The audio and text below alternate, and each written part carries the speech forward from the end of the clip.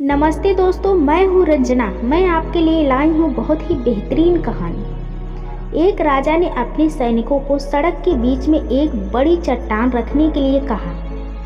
चट्टान को बीच सड़क में रखवाकर राजा ने अपने सैनिकों से छुपकर उस चट्टान पर नजर रखने के लिए कहा कि देखना उस चट्टान को रास्ते से कौन हटाता है।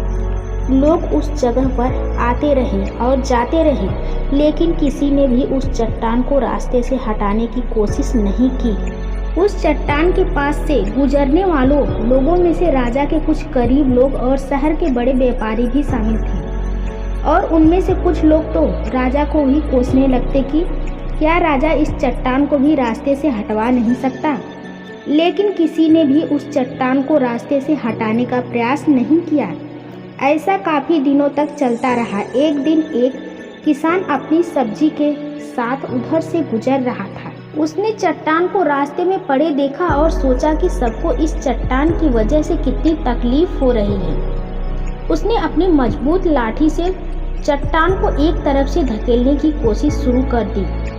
काफ़ी कोशिश के बाद वह उसे सड़क से हटाने में कामयाब हो गया। चट्टान रास्ते से हटाने के बाद किसान अपनी सब्जियों को उठाकर जाने ही वाला था कि अचानक उसकी नज़र एक पोटली पर गई, जो ठीक उसी जगह पर पड़ी थी जहां से उसने वह चट्टान को हटाया था। उसने उस पोटली को खोलकर देखा तो उसमें सोने के कई सिक्के थे, और उन सिक्कों के साथ राजा का एक संदेश भी था, जिसमें लिखा था कि यह सोने के सिक्के उनके लिए हैं जो इस चट्टान को रास्ते से हटाएगा।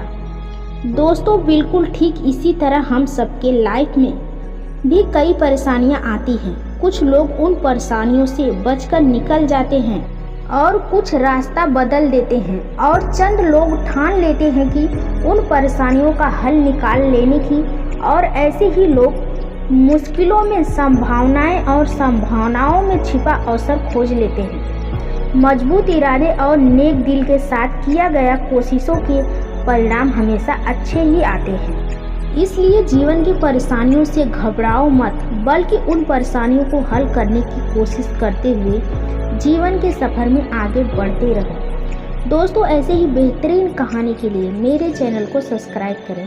धन्यवाद।